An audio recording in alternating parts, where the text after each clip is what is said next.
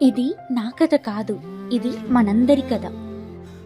నాకు 2 ప్రపంచాలు.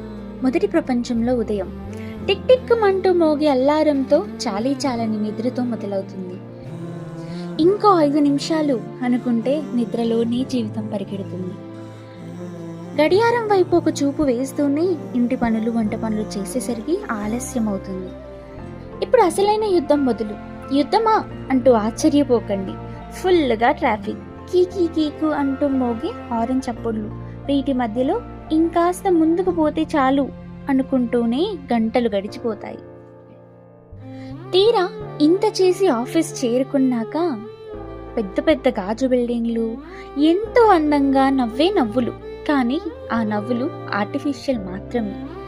కనిపించే నవ్వుల వెనకాల కనిపించని ఈర్ష్యాసూయలు, దేశంలో ప్రపంచంలో ఎక్కడా లేని వింత రాజకీయాలు అన్నీ ఇక్కడే.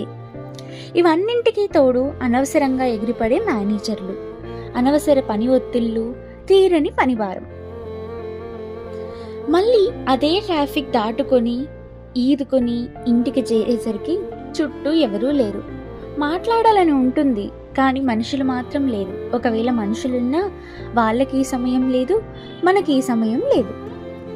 ప్రతిరోజు రేపెలా గడుస్తుంది, ఎలా గడపాలో అన్న ఆలోచనలు, జీతాల కోసం ఎదురు చూపులు, తీరా వచ్చిన జీతాలు చూసి ఆనందపడేలోపు కట్టాల్సిన ఈఎంఐలు, రెంట్లు, క్రెడిట్ కార్డ్ బిల్లులు, ఇంటి ఖర్చులు ఎన్నో గుర్తొస్తాయి. ఇదండి ప్రయాణం. ఇది కేవలం నా ప్రయాణం మాత్రమే కాదు. ఈ ప్రయాణంలో ప్రతి ఒక్కరిది ఇదే బాధ. నిద్రలేని రాత్రులు, హడావిడి బ్రతుకులు, ఎప్పుడెప్పుడు ఉరకాలా, ఎప్పుడెప్పుడు పరిగెత్తాలా అంటూ చూసుకునే జీవితాలు.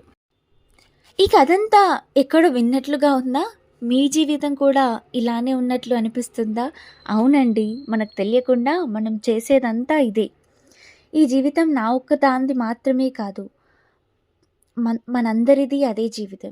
కానీ దీని వెనకాల మరొక ప్రపంచం ఉంది.